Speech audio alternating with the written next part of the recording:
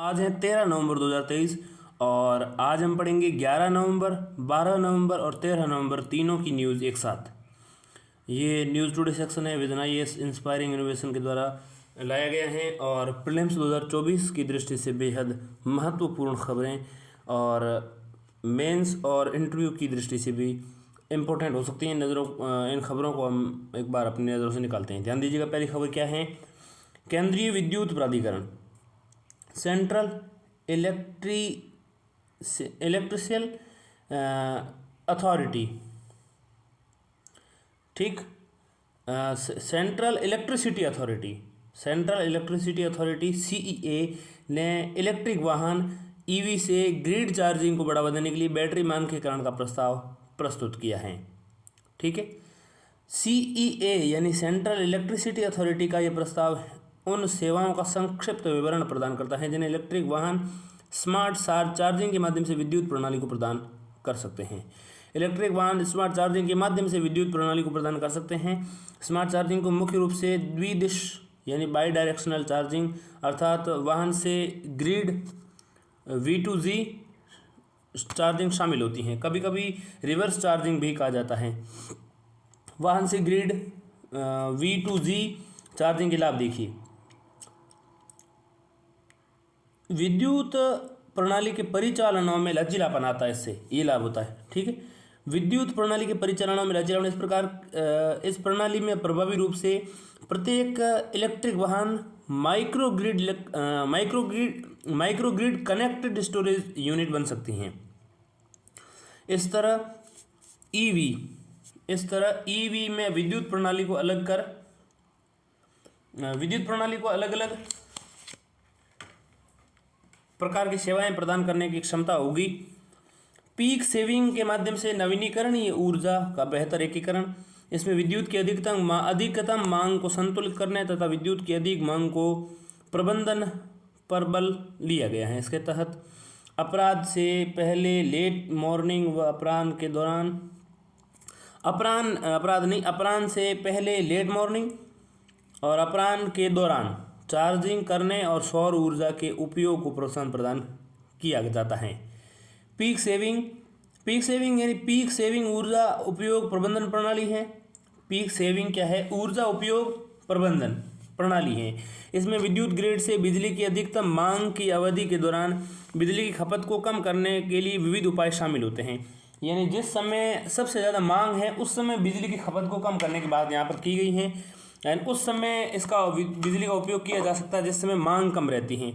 जैसे कि यहाँ बताया गया कि अपराह्न से पहले लेट मॉर्निंग, ठीक, और अपराह्न के दौरान इस समय चार्जिंग करने और सौर ऊर्जा उपयोग करने को प्रोत्साहन की बात की गई है। तो पीक सेविंग के माध्यम से नवीनीकरणीय ऊर्जा का बेहतर एकीकरण, ठीक है,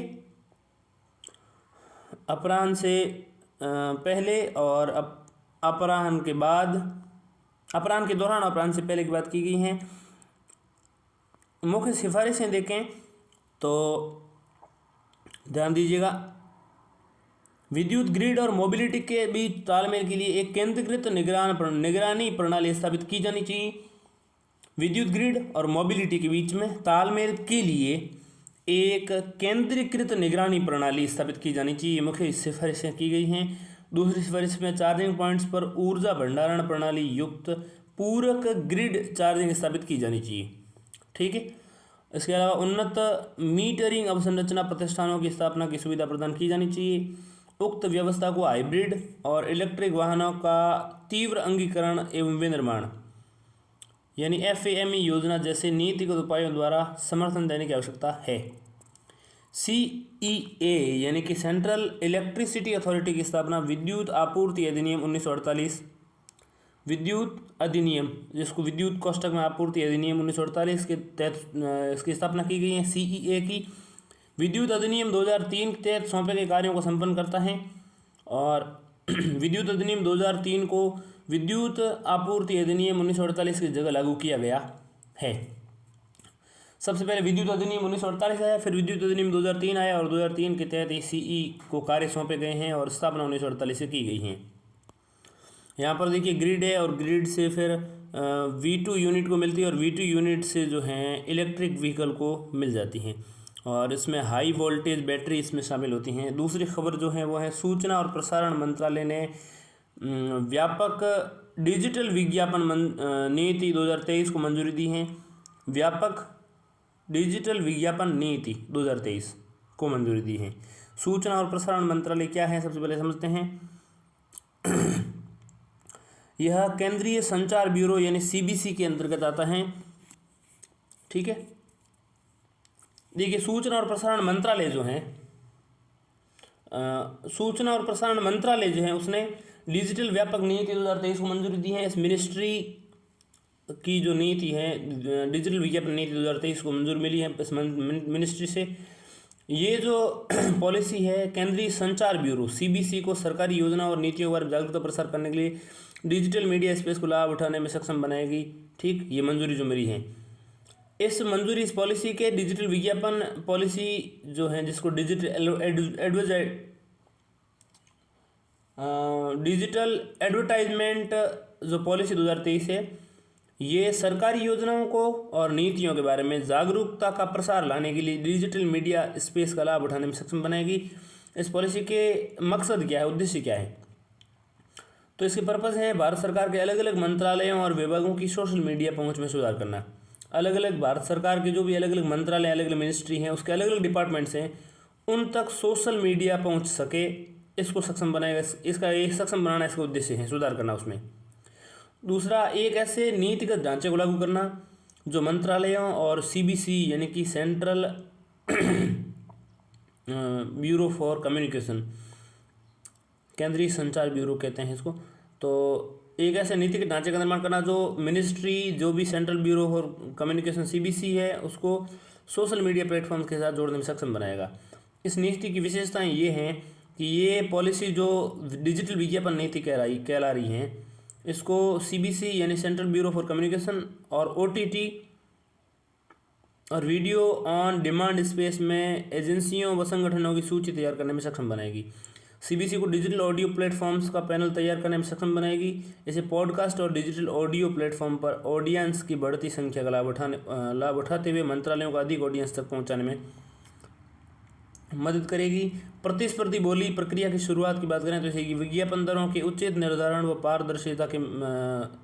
पारदर्शिता और दक्षता सुनिश्चित करने में मदद करेगी। बोली प्रक्रिया के माध्यम से चिन्हित की गई दरें 3 वर्षों तक वैध रहेगी और सभी पात्र एजेंसियों पर लागू होगी। यह डिजिटल स्पेस में नए और नवोन्मेषी संचार प्लेटफॉर्म्स को शामिल करने के लिए CBC सशक्त बनाएगी। नीति के लाभ देखें तो लक्षित तरीके से नागरिक केंद्रित संदेशों को प्रभावी प्रसारण संभव होगा। जन उन्मुख प्रचारों का प्रसारण कम लागत में किया जा सकेगा। एक विशाल सब्सक्राइबर बेस का लाभ उठाकर अधिक आबादी तक पहुंचा जा सकेगा। मार्च 2023 तक के अनुसार भारत में 880 मिलियन से अधिक लोगों तक इंटरनेट पहुंच है। ठीक है, 2023 तक के आंकड़े बता रहे हैं कि 880 मिलियन से अधिक लोग जो हैं इंटरनेट तक पहुंच गए हैं और दूरसंचार सेवाओं के 1172 यानी 1172 मिलियन से अधिक ग्राहक हैं। ठीक है, जनता तक सरकार की नीतियां एवं कार्यक्रमों संबंधी संदेशों को पहुंचाने में प्रौद्योगिकी के लाभ उठाया जा सकेगा। नीति के लाभ ये होंगे। इसके अलावा मोबाइल एप्लीकेशंस के माध्यम से लोक सेवा अभियान संदेशों का प्रसारण किया जा सकेगा, तो लोक सेवा अभियान संदेश आसान हो सकेंगे। केंद्रीय संचार ब्यूरो CBC, ठीक है, हेडक्वार्टर नई दिल्ली। CBC के बारे में जाने तो ये मीडिया रणनीति पर सरकार के लिए एक सलाहकार निकाय के रूप में कार्य करता है।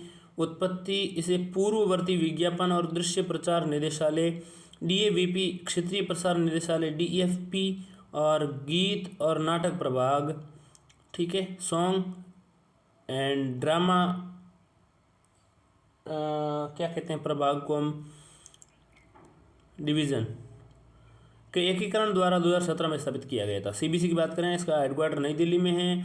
मीडिया रणनीति पर सरकार के एक सलाहकार निकाय के रूप में कार्य की गई CBC की। इसे पूर्ववर्ती विज्ञापन और दृश्य प्रसार निदेशालय DAVP इसको हम कह रहे हैं और क्षेत्रीय प्रसार निदेशालय DFP, ठीक, और गीत और नाटक प्रभाग HNDD के एकीकरण द्वारा शुरू किया गया। तो DABP, DFP और SNDD के एकीकरण से 2017 में केंद्रीय संचार ब्यूरो बना। Print media, audio visual, outdoor, digital media के माध्यम से संदेशों को प्रसार कर लोगों के सशक्तिकरण की प्रमुख सूत्रधार के रूप में सरकार की छवि को बेहतर बनाना इसका काम है। ये मंत्रालय सूचना और प्रसारण मंत्रालय के अंतर्गत आता है। अगली खबर की बात करें तो है सूचना और प्रसारण मंत्रालय ने ड्राफ्ट सेवा प्रसारण विनियमन अधिनियम विधेयक जो है अधिनियम नहीं विधेयक 2023 का मसौदा प्रस्तुत किया। सूचना और प्रसारण मंत्रालय ने, जैसे कि मैंने बताया, जिसके अंतर्गत अभी अपनी जो खबर पड़ी CBC जो है केंद्रीय संचार ब्यूरो, वो इसी सूचना और प्रसारण मंत्रालय के अंतर्गत काम करते हैं। उसी सूचना और प्रसारण मंत्रालय ने ड्राफ्ट का मसौदा प्रस्तुत किया। ड्राफ्ट में प्रसारण सेवा विनियमन विधेयक 2023। ये विधेयक कानून बनने के बाद केवल टीवी नेटवर्क यानी विनियमन अधिनियम 1955 तथा सूचना और प्रसारण क्षेत्र को विनियमित करने वाले नीतिगत दिशा निर्देशों का स्थान लेगा। तो ये विधेयक जो है आएगा, जो कानून बनने के बाद में क्या करेगा कि केबल टीवी नेटवर्क अधिनियम 1995, केबल टीवी नेटवर्क अधिनियम 1995, केबल टीवी नेटवर्क एक्ट 1995 और सूचना और प्रसारण क्षेत्र को विनियमित करने वाले अन्य नीतिगत दिशा निर्देशों को स्थान ले लेगा। मसौदा विधेयक के मुख्य प्रावधान देखें तो समेकित कानूनी ढांचा, over the top OTT, direct to home DTH और internet protocol television, IPTV, digital news, current affairs आदि इत्यादि को कवर करेगा। तो समेकित कानूनी ढांचा मसौदे के मुख्य प्रावधानों में शामिल एक तो है समेकित कानूनी ढांचा में OTT, DTH, IPTV और डिजिटल न्यूज़ हैं, करंट अफेयर्स है इत्यादि का मतलब को कवर करने की बात की गई। OTT यानी ओवर द टॉप, DTH यानी डायरेक्ट टू होम और IPTV यानी इंटरनेट प्रोटोकॉल टेलीविज़न, ठीक। इसके अलावा डिजिटल न्यूज़ और करंट अफेयर्स इत्यादि को कवर करने के बाद इसमें मसौदे में प्रस्तुत की गई हैं केबल टीवी नेटवर्क अधिनियम 1995, ठीक है। उसके स्थान तथा सूचना और प्रसारण क्षेत्र के विनियमित करने के लिए अन्य नीतिगत निर्देशों का स्थान ले लेगा ये, ठीक है। तो केबल टीवी नेटवर्क 1995 के अधिनियम की जगह जो है यहाँ पर प्रसारण सेवा विनियमन विधेयक 2023 का मसौदा तैयार किया है सूचना और प्रसारण मंत्रालय ने। कंटेंट मूल्यांकन समितियों की स्थापना भी इसके प्रावधानों में शामिल है। ये समितियां स्व विनियमन को बढ़ावा देगी। इसके अलावा कार्यक्रम संहिता और विज्ञापन संहिता यानी कार्यक्रम और विज्ञापन प्रोग्राम कोडिंग और विज्ञापन यानी एडवर्टाइजमेंट कोडिंग भी इसमें शामिल है। ये विविध सेवाओं में अलग अलग कार्यक्रम एवं विज्ञापन संहिताओं का प्रस्ताव करता, साथ ही इसमें प्रसारकों द्वारा स्व-वर्गीकरण करने तथा प्रतिबंधित कंटेंट के लिए एक्सेस कंट्रोल उपाय करने के भी प्रावधान किए गए हैं। प्रसारण सलाहकार परिषद ये मौजूदा अंतर विभागीय समिति के स्थान लेगी। उचित दंड उपबंधों का उल्लंघन करने वाली संस्था पर उसकी वित्तीय क्षमता के अनुसार मौद्रिक दंड और जुर्माना लगाया जाएगा, ठीक। दिव्यांग जनों के लिए सुगम्यता उपाय, इसके लिए व्यापक सुगम्यता दिशा निर्देश जारी करने वाले प्रावधानों को लागू किया जाएगा।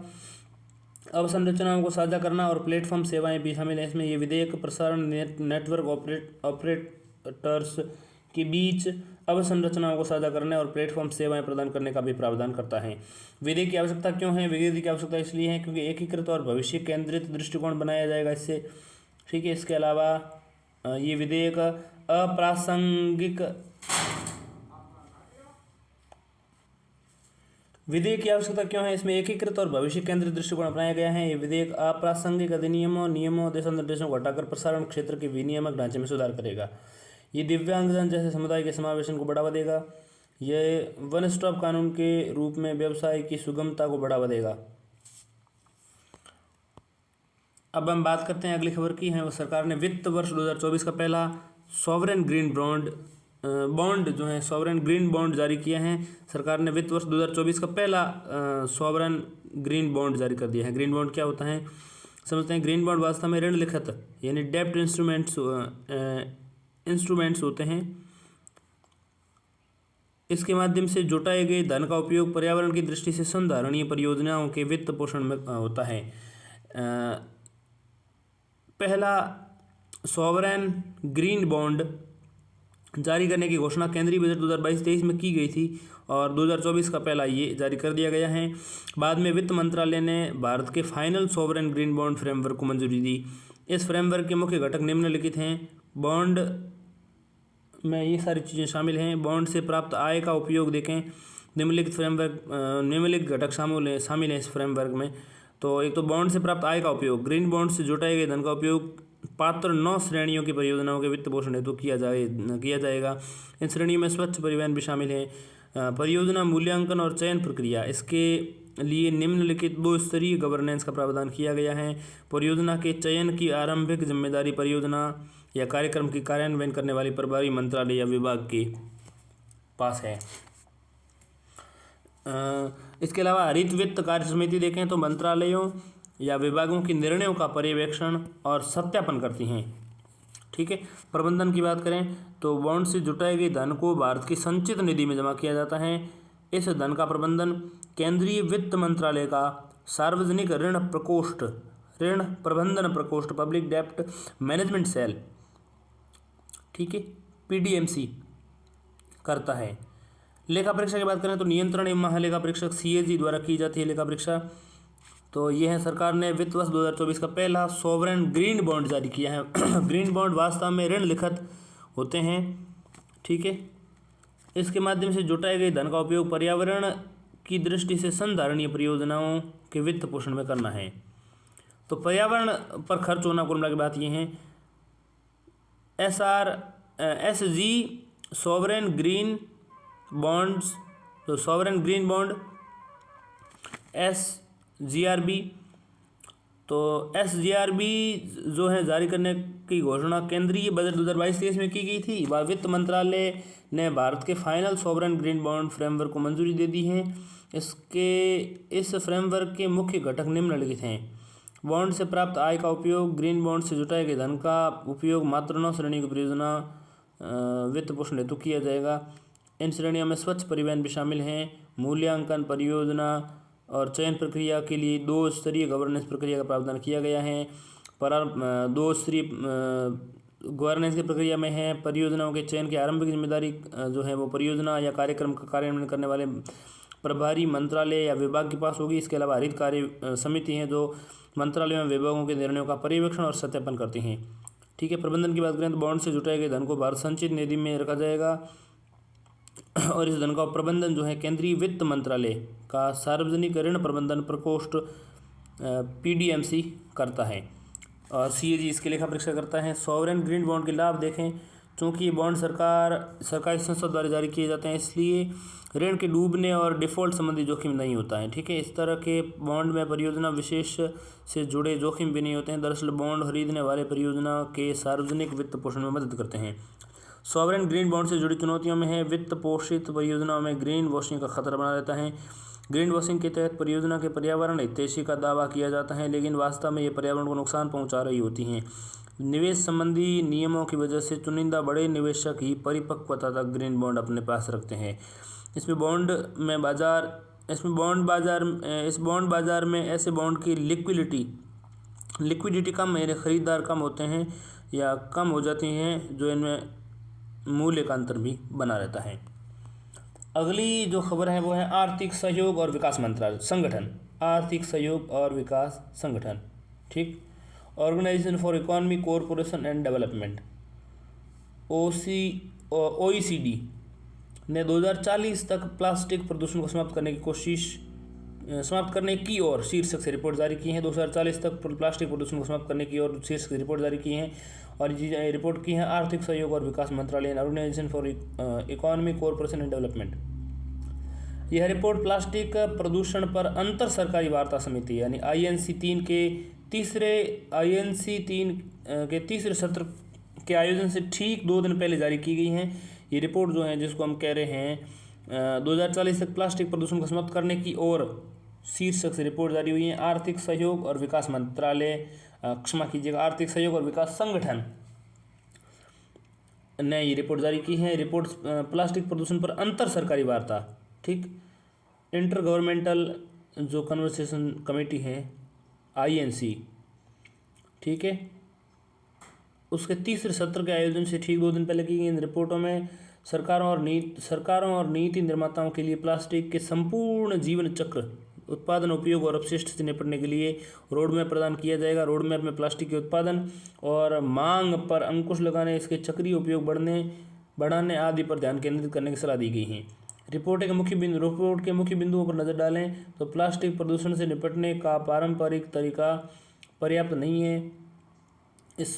यदि 2020 तक लागू जलवायु नीतियों को आधार बनाया जाए तो 2040 तक पर्यावरण में प्लास्टिक अपशिष्ट सूक्ष्म के प्रवेश में 50% तक की वृद्धि होगी। विश्व स्तर पर शीघ्र, कठोर और समन्वित नीतिगत कार्रवाई करके 2040 तक प्लास्टिक अपशिष्ट उत्पादन में बेस लाइन भविष्य के लिए अनुमान की तुलना 1/4 तक कम की जा सकती है। ऐसी नीतिगत कार्रवाइयों पर वैश्विक सकल घरेलू उत्पाद का 0.5 खर्च करना होगा। ठीक है, तो वैश्विक सकल वर्ल्ड जीडीपी जो है उसका 0.5 तक खर्च करना होगा। प्लास्टिक प्रदूषण को कम करने और समाप्त करने के लिए की गई सिफारिशें और इसमें भारत सरकार द्वारा उठाए गए कदमों पर नज़र डालते हैं। सबसे पहले हम सिफारिशें समझें, उससे पहले हमने भारत सरकार द्वारा प्लास्टिक प्रदूषण पर अंकुश लगाने के लिए भारत सरकार द्वारा उठाए गए कदम कौन से हैं। तो प्लास्टिक अपशिष्ट प्रबंधन संशोधन अधिनियम 2022 में विस्तारित निर्माता उत्तरदायित्व, ठीक है, विस्तारित निर्माता उत्तरदायित्व EPR को अनिवार्य बनाया गया है। भारत में कुछ सिंगल यूज प्लास्टिक के उपयोग पर प्रतिबंध लगा दिया गया है। स्वच्छ भारत मिशन के माध्यम से चिन्हित सिंगल यूज प्लास्टिक के उपयोग पर अंकुश लगाने और प्लास्टिक अपशिष्ट के प्रभावी प्रबंधन के बारे में जागरूकता फैलाई जा रही है। प्लास्टिक प्रदूषण को समाप्त करने के लिए की गई सिफारिशों में पहला है उत्पादन और मांग पर अंकुश लगाना। उत्पादन और मांग पर अंकुश, प्लास्टिक उत्पादों को उत्पादन एवं मांग को नियंत्रित करके निसंधारणीय स्तर पर लाया जाना चाहिए। इसके लिए जिन प्लास्टिक में उपयोग टाला जा सकता है उन पर कर लगाया जाना चाहिए और उनका उपयोग प्रतिबंधित करना चाहिए। इसके अलावा चक्रीय उपयोग की प्रणाली विकसित करना, प्लास्टिक उत्पादन प्रक्रिया में अपशिष्ट प्लास्टिक के उपयोग को बढ़ावा देकर अधिक चक्रीय व्यवस्था अपनाई जानी चाहिए। इसके लिए इको डिज़ाइन मानदंड और उत्पादों को पुनः चक्रण पर मानकों को अपनाया जाना चाहिए। और इसके अलावा पुनर्चक्रण को बढ़ावा देना, किसी भी तरह से अपशिष्ट सामग्री उत्पन्न न हो इसके लिए प्लास्टिक अपशिष्टों को उसके प्रसार के अनुसार अलग अलग संग्रहित करने, उनकी छँटाई करने और पुनर्चक्रण को बढ़ावा दिया जाना चाहिए। इसके लिए विस्तारित निर्माता उत्तरदायित्व जैसे प्रावधान भी किए जाने चाहिए। इसके अलावा अपशिष्ट को पर्यावरण में प्रवेश करने से रोकना, प्लास्टिक अपशिष्ट को पर्यावरण में पहुंचने से रोकने के लिए उसका प्रभावी तरीके से संग्रह निपटान करने पर ध्यान दिया जाना चाहिए। अगली खबर की बात करें तो वह 5वीं भारत संयुक्त राज्य अमेरिका 2+2 मंत्री स्तरीय वार्ता दिल्ली में सफलतापूर्वक संपन्न हुई। और ये 5वीं 2+2 की मंत्री स्तरीय वार्ता है दिल्ली में जो हुई हैं भारत और USA के बीच में। इसमें 2+2 वार्ता में दोनों देशों के विदेश और रक्षा मंत्रियों ने हिस्सा लिया। विदेश मंत्री भी थे और रक्षा मंत्री भी थे। सामरिक और सुरक्षा संबंधी मुद्दों पर चर्चा की गई। भारत ने ऑस्ट्रेलिया, जापान, यूनाइटेड किंगडम और रूस के साथ भी 2+2 वार्ता तंत्र अपनाया हुआ है। भारत ने ऑस्ट्रेलिया के साथ भी, भारत ने जापान के साथ भी और भारत ने यूनाइटेड किंगडम और रूस के साथ भी 2+2 वार्ता की बात की है। वार्ता के कुछ महत्वपूर्ण परिणाम देखें तो रक्षा में दोनों पक्ष रक्षा औद्योगिक सहयोग के हिस्से के रूप में इन्फेंट्री कॉम्बैट लड़ाकू वाहनों का उत्पादन करेंगे। इसके अलावा दोनों पक्ष आपूर्ति व्यवस्था की सुरक्षा, सिक्योरिटी फॉर सप्लाई अरेंजमेंट सोसा, सिक्योरिटी ऑफ सप्लाई अरेंजमेंट सोसा, ठीक है, security of supply arrangement, security of का सो और सप्लाई अरेंजमेंट सा, तो सोसा, दोनों पक्ष पर आपूर्ति व्यवस्था की सुरक्षा, सोसा को अंतिम रूप देने की दिशा में आगे बढ़ रहे हैं। सोसा आपूर्ति श्रृंखला के लचीलेपन को बेहतर बनाने आपूर्ति श्रृंखला जो है उसके लचीलेपन को बेहतर करते हुए दोनों देशों के रक्षा औद्योगिक इकोसिस्टम को और एकीकृत करेगा। विज्ञान और प्रौद्योगिकी साझेदारी, संयुक्त राज्य अमेरिका भारत महत्वपूर्ण एवं उभरती प्रौद्योगिकी initiative on critical and emerging technology ISAT पहल की समीक्षा की गई है। ISAT का लक्ष्य कंपनियों और शैक्षणिक संस्थानों के बीच रणनीतिक तकनीकी साझेदारी को मजबूत व व्यापक बनाना है। ISAT यानी कि initiative on critical and emerging technology यानी विज्ञान और प्रौद्योगिकी की साझेदारी भी बात की गई है 2+2 वार्ता में। संयुक्त राज्य अमेरिका और भारत महत्वपूर्ण एवं उभरती प्रौद्योगिकी, जिसको हम initiative on critical and emerging technology iCET कहते हैं, उभरती हुई टेक्नोलॉजी, इसकी पहल की समीक्षा की गई है। आईसेट का लक्ष्य कंपनियों और शैक्षिक संस्थानों के बीच रणनीतिक तकनीकी साझेदारी को मजबूत करना और व्यापक बनाना है। व्यापार, इंडो पैसिफिक इकोनॉमी, व्यापार पर भी 2+2 वार्ता में बात हुई है। Indo Pacific economic framework for prosperity यानी IPEF की प्रगति की सराहना की गई है। IPEF है, आईसेट है, सोसा है, और ये सारी चीज़ें जो हैं बहुत इंपॉर्टेंट है 2+2 वार्ता की थी। ठीक है, IPEF के 4 स्तंभ हैं, जिसको हम Indo Pacific economic framework for prosperity की बात कर रहे हैं। उसके 4 स्तंभ में है व्यापार, दूसरा आपूर्ति श्रृंखला, तीसरा स्वच्छ अर्थव्यवस्था, और चौथा है निष्पक्ष अर्थव्यवस्था। Bharat Indo Pacific economic framework for prosperity IPEF के 3 स्तंभों में तो शामिल है, लेकिन व्यापार स्तंभ से बाहर हैं। बहुपक्षीय कूटनीति और कनेक्टिविटी की भी बात इसमें की गई है। दोनों पक्षों ने स्वतंत्र, खुले, समावेशी और लचीले हिंद प्रशांत के महत्व की पुष्टि की है। साथ ही भारत मध्य पूर्व यूरोप आर्थिक गलियारे के लाभों को दोहराया।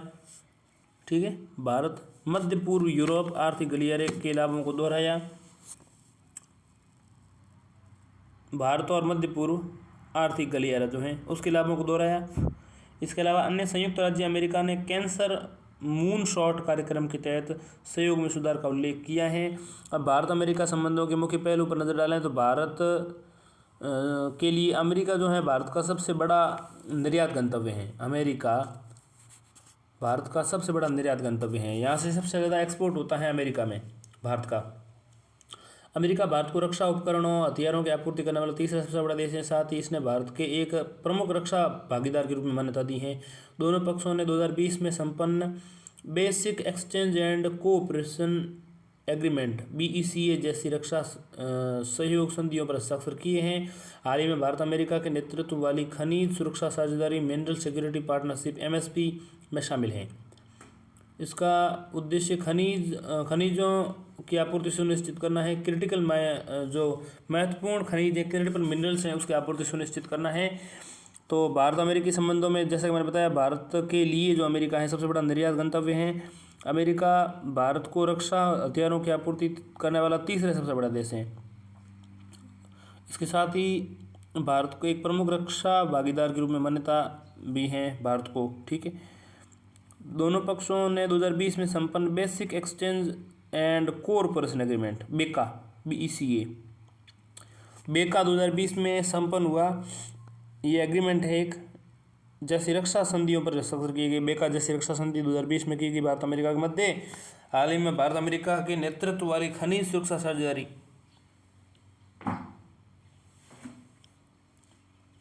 मिनरल सिक्योरिटी पार्टनरशिप MSP की बात की गई है। इसका उद्देश्य महत्वपूर्ण खनिजों की आपूर्ति सुनिश्चित करना है। अब हम बढ़ जाते हैं सुर्खियों की तरफ। सुर्खियों में पहली है global tiger recovery program GTRP, global tiger recovery program. तो GTRP देखिए, GTRP 2.0 के तहत प्रस्तुत एक रिपोर्ट में बाघों की आबादी में 60% की कुल वृद्धि दर्शाई गई है। बाघों की आबादी में 60% की वृद्धि। Global tiger recovery program GTR के बारे में जाने थे। 13 देशों की एक पहल है। इसका लक्ष्य 2022 तक वनों में बाघों की संख्या 2 गुनी करना था, 2022 तक। इस पहल का फ्रेमवर्क 2010 में सेंट पीटर्सबर्ग घोषणा पत्र के माध्यम से ग्लोबल टाइगर इनिशिएटिव के तहत विकसित हुआ था। ठीक है, 2022 में GTRP 2.0 लॉन्च किया गया था। इसे 2034 तक के लिए लॉन्च किया गया है। यह मानव वन्य जीव संघर्ष जैसे समकालीन चुनौतियों का समाधान करेगा। साथ ही टाइगर गवर्नेंस को मजबूत करने और संसाधनों और सुरक्षा को बढ़ावा देने आदि पर भी ध्यान केंद्रित करेगा। तो ये है GTRP, 13 देशों की पहल है। 2022 में वनों की संख्या दोगुनी करने के लिए इसको लॉन्च किया गया था। लक्ष्य ये था। और पहल का फ्रेमवर्क 2010 में सेंट पीटर्सबर्ग घोषणा पत्र के माध्यम से ग्लोबल टाइगर इनिशिएटिव के तहत किया गया। तो ग्लोबल टाइगर इनिशिएटिव के माध्यम से 2010 में सेंट पीटर्सबर्ग घोषणा पत्र के माध्यम से, ठीक। 2022 में GTRP 2.0 लॉन्च किया गया है। इसे 2034 तक के लिए लॉन्च किया गया है। ये मानव वन्य जीव संघर्ष जैसे समकालीन चुनौतियों का समाधान करेगा, साथ ही टाइगर गवर्नेंस को मजबूत करने, संसाधनों को सुरक्षा बढ़ाने में आदि पर ध्यान केंद्रित करेगा। दूसरी खबर जो है हमारी है वो है एटनबरो एक्टिना, जिसको हम कहते हैं जाग्लोसस एटनबोरोई। तो जाग्लोसस एटनबोरोई क्या है? एटनबरो एक्टिना इंडोनेशिया में दुर्लभ एटनबरो एक्टिना को फिर से खोजा गया है, ठीक है। इंडोनेशिया में मिला है ये। इस प्रजाति का नाम प्रसिद्ध ब्रिटिश प्रकृतिवादी डेविड एटनबरो के नाम से रखा गया है। इस प्रजाति की आखिरी बार 1961 में देखा गया था, 1961 में, ठीक है। IUCN की स्थिति में इसे क्रिटिकली एंडेंजर्ड रखा गया है। एक्टिना के बारे में जाने। एक्टिना की 4 प्रजातियां हैं। इसमें 3 की चोंच लंबी होती हैं। एटनबरो एक्टिना और वेस्टर्न एक्टिना को क्रिटिकली एंडेंजर्ड माना जाता है। एटनबरो एक्टिना, ठीक है। इसका नाम जो है प्रकृतिवादी एटनबरो के नाम पर रखा गया है। प्रसिद्ध ब्रिटिश प्रकृतिवादी थे ये। IUCN 1961 में लास्ट बार देखा, IUCN ने इसे क्रिटिकली एंडेंजर्ड माना है, ठीक है। 4 प्रजातियों में से एक्टिना की 3 प्रजातियों में चोंच लंबी होती हैं।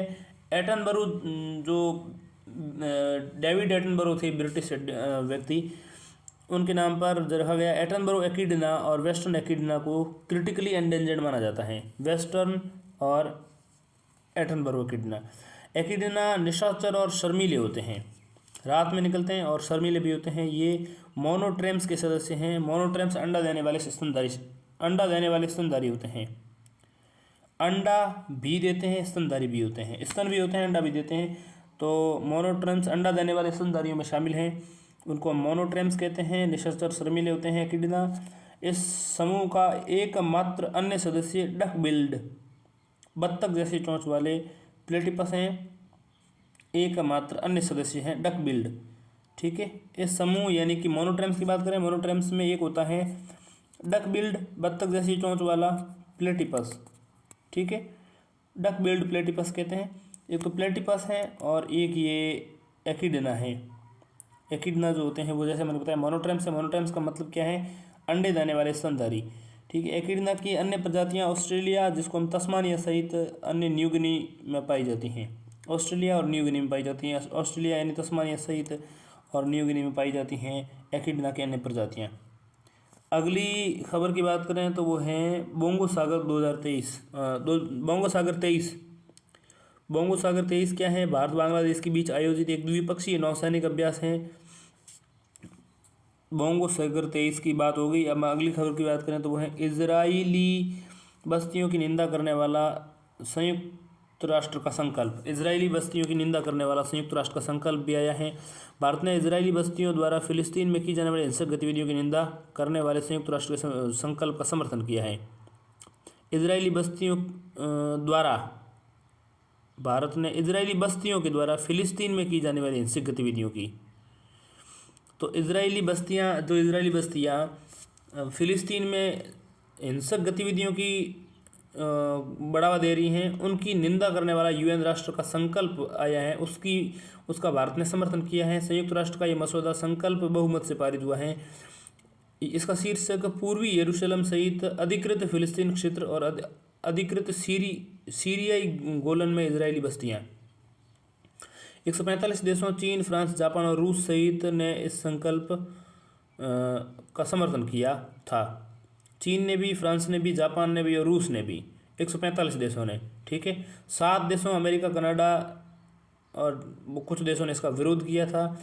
यह संकल्प इस बात की पुष्टि करता है कि अधिकृत फिलिस्तीनी क्षेत्र में इजरायली बस्तियां अवैध हैं। साथ ही बस्तियां फिलिस्तीनी क्षेत्र में शांति और आर्थिक एवं सामाजिक विकास में भी बाधक हैं। इससे पहले भारत ने इजराइल फिलिस्तीन संकट पर संयुक्त राष्ट्र संघ के एक संकल्प पर मतदान में भाग नहीं लिया था। इस संकल्प में मानवीय आधार पर तत्काल, स्थायी और निरंतर संघर्ष विराम के लिए आह्वान किया गया था। मानवीय आधार पर तत्काल, स्थायी और निरंतर संघर्ष के लिए विराम पर आह्वान के लिए बात की गई थी। उस पर भारत ने उस मतदान में भारत ने भाग नहीं लिया उस संकल्प मतदान में।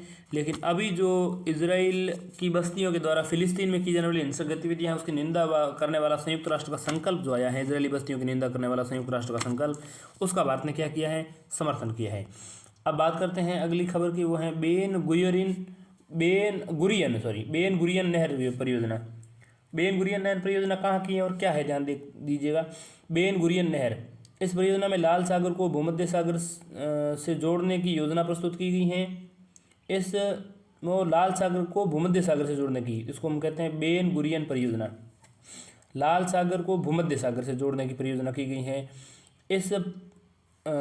इस प्रकार स्वेज नहर का एक विकल्प प्रदान करने की परिकल्पना की गई है। स्वेज नहर की जगह इसकी बात की जा रही है। बेन गुरियन नहर परियोजना लाल सागर को भूमध्य सागर से जोड़ने की बात की जा रही है। ठीक है, इसमें अकाबा की खाड़ी के सिरे से लेकर पूर्वी भूमध्य सागरीय तट तक एक नहर बनाने की योजना बनाई गई है। अकाबा की खाड़ी से लेकर के भूमध्य सागर तक। ठीक है, यह नहर इजराइल नियंत्रित नेगेव रेगिस्तान से होकर गुजरेगी। इजराइल नियंत्रित नेगेव रेगिस्तान से होकर गुजरेगी। इस नहर की कल्पना सबसे पहले 1960 के दशक में की गई थी। 1960 यदि यह परियोजना पूरी हो जाती तो वह यूरोप और एशिया के बीच में सबसे छोटे जलमार्ग पर मिस्र के एकाधिकार को समाप्त करके वैश्विक समुद्री पोत परिवहन, मुख्यतः व्यापार के मामले को नया स्वरूप प्रदान करेगी। चुनौतियां ये हैं, अत्यंत जटिल और महंगी परियोजना है। इस क्षेत्र की भौगोलिक संरचना और स्थलाकृति के कारण बाधाएं उत्पन्न होंगी, ये इसमें एक चिंता का विषय है। अगली खबर की बात करें तो वो है राज्यपाल पर सुप्रीम कोर्ट का फैसला। सुप्रीम कोर्ट ने एक रिट याचिका पर सुनवाई करते हुए राज्यपाल विधानसभा द्वारा पारित विधेयकों को अनिश्चित काल के लिए रोक कर नहीं रख सकता, ऐसी बात की गई है। कोर्ट की महत्वपूर्ण टिप्पणियां देखें तो कोर्ट ने यह भी कहा कि राज्यपाल द्वारा यह प्रश्न करना कि अध्यक्ष ने सदन के स्थगनों के मामले पर अपने अधिकार क्षेत्र का उपयोग किस प्रकार किया, संवैधानिक रूप से वैध नहीं है। कोर्ट ने क्या कहा? कोर्ट ने कहा राज्यपाल द्वारा ये प्रश्न करना कि अध्यक्ष ने सदन के स्थगनों के मामले पर अपने अधिकार क्षेत्र का उपयोग किस प्रकार किया, संवैधानिक रूप से वैध नहीं है। मतलब राज्यपाल ये सवाल अध्यक्ष से ये नहीं पूछ सकता कि सदन के स्थगनों के मामले पर अपने अधिकार क्षेत्र का प्रयोग किस प्रकार किया गया, उपयोग किस प्रकार किया गया। राज्यपाल किस विधेयक के मामले में निम्नलिखित कदम उठा सकता है, ध्यान दीजिएगा। वह अपनी सहमति दे सकता है किसी विधेयक पर वो सहमति रोक सकता है, या उस पर पुनर्विचार के मामले संदेश वापस भेज सकता है, या उसे राष्ट्रपति के लिए विचारार्थ रख सकता है।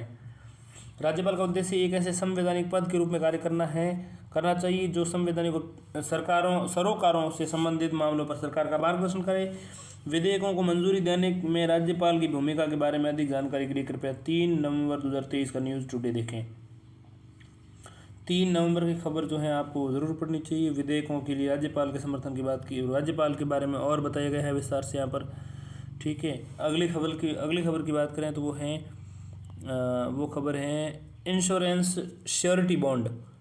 भारतीय राष्ट्रीय राजमार्ग प्राधिकरण, ठीक है, भारतीय राष्ट्रीय राजमार्ग प्राधिकरण, राष्ट्रीय राजमार्ग यानी national highway authority of India, तो national highway authority of India नाही ने अपने पहले इंश्योरेंस श्योरिटी बॉन्ड को बोली की सिक्योरिटी के रूप में स्वीकार किया है।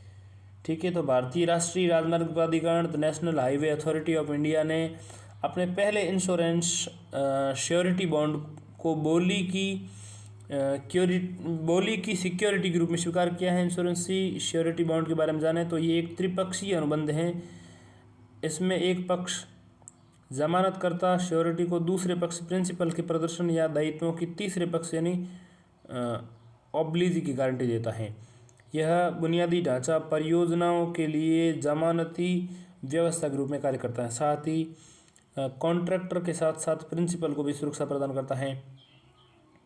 इंश्योरेंस श्योरिटी बॉन्ड्स ISB को बैंक गारंटी के बदले लाया गया है। इसे अप्रैल 2022 में भारतीय बीमा विनियामक और विकास प्राधिकरण IRDAI ने अनुमति प्रदान की थी। ठीक है, भारतीय बीमा विनियामक और विकास प्राधिकरण। ठीक है, तो ये बात की गई है।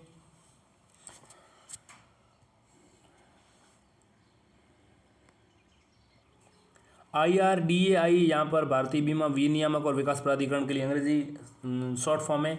IRDAI की फुल फॉर्म हो जाएगी insurance regulator and development authority of India ने अनुमति प्रदान की है इंश्योरेंस श्योरिटी बॉन्ड्स ISB को बैंक गारंटी के बदले में लाया गया है। अगली खबर है टिटिकाका झील। टिटिकाका झील क्या है? विशेषज्ञों के अनुसार टिटिकाका झील जलवायु परिवर्तन के कारण सिकुड़ रही है। ठीक है, जलवायु परिवर्तन के कारण टिटिकाका झील जो है सिकुड़ रही है। टिटिकाका झील के बारे में जाने तो ये पश्चिम में पेरू और पूर्व में बोलीविया के बीच में स्थित हैं। यानी दक्षिणी अमेरिका जो महाद्वीप है उसमें अवस्थित हैं, पेरू और बोलीविया के मध्य में स्थित है। यह इसकी अवस्थिति पश्चिम में पेरू और पूर्व में बोलीविया के मध्य में स्थित हैं। पेरू और बोलीविया के दरमियान ये अवस्थित हैं। दक्षिणी अफ्रीका जो है क्षमा कीजिएगा, साउथ अफ्रीका नहीं, अमेरिका। दक्षिणी अमेरिका जो है उसमें पश्चिम के हिस्से में पेरू एक पश्चिमी किनारे वाला देश है।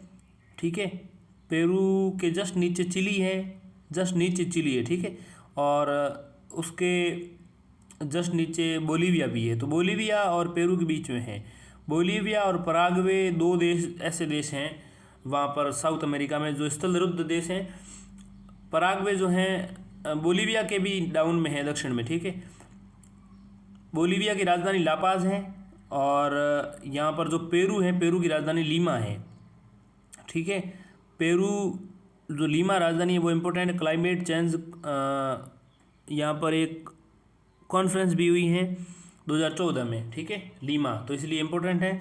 लीमा पेरू से संबंधित एक और शब्द चलता है नाज़का प्लेट, नाज़का जो ज्योग्राफी में आप पढ़ते हैं वहाँ पर। ठीक है, और इस पेरू का कॉन्टेक्ट जिस समुद्र से है वो है पैसिफिक ओशियन।